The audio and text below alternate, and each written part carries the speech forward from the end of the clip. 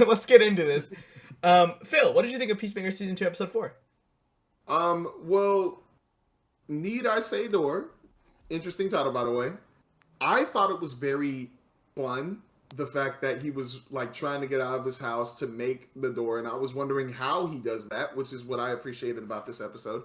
But I didn't have too much to say about it because I think that was the only thing that was really keeping me like in this episode. I gave it an 8 out of 10 for this one, like for this episode specifically, only because I really did love that it was just Peacemaker trying to like run away.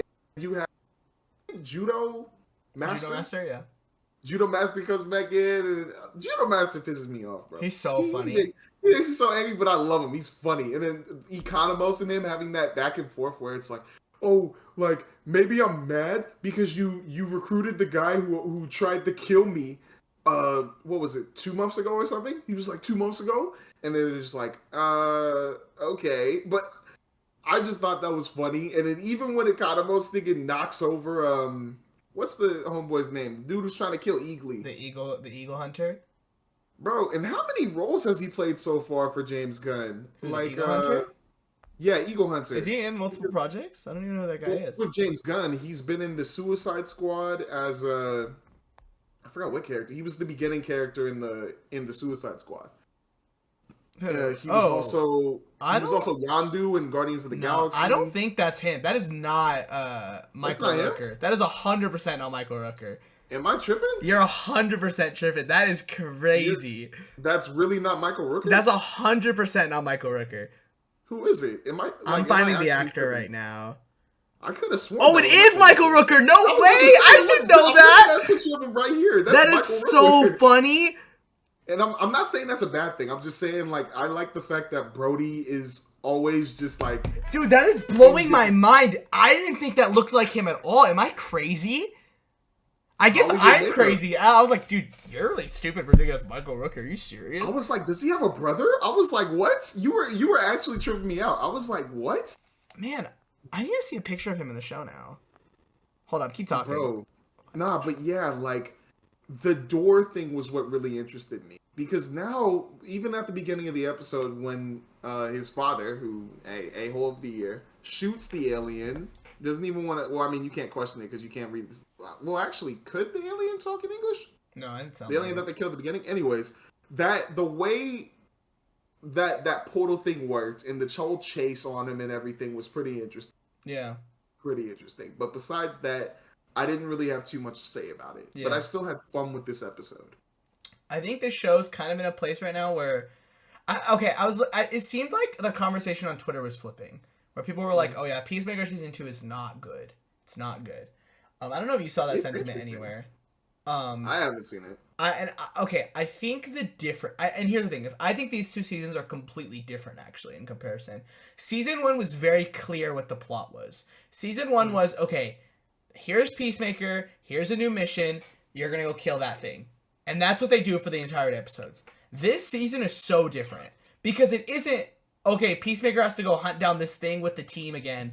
It's, okay, so there's like this plot with this parallel universe, there's also this plot with Rick Flag Sr., there's a lot going on. So I think this show is sort of like, I want to see how this show brings it all together. And I think that's what I'm waiting for. So this episode I thought was good. I wasn't like obsessed with it. This show's kind of in a weird place where every episode I think is just either an 8 or a 9. So this episode I also gave an 8. Like I just love this episode because it's still funny. It's still awesome. Adrian showing up and being jealous that Adebayo's there is so funny.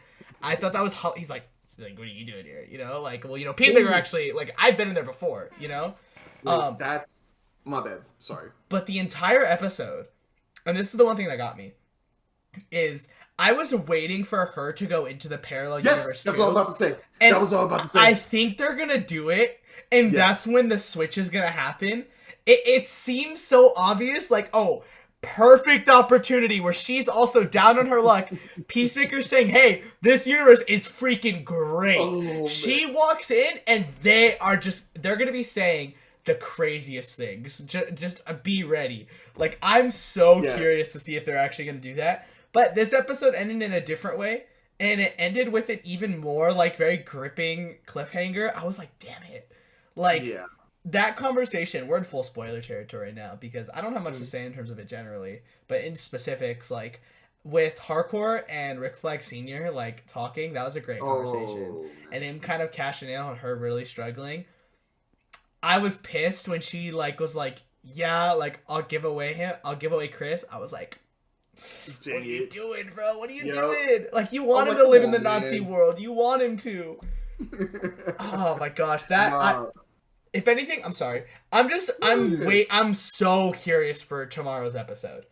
Yeah. So freaking curious. I literally am like edge of my seat. I can't wait.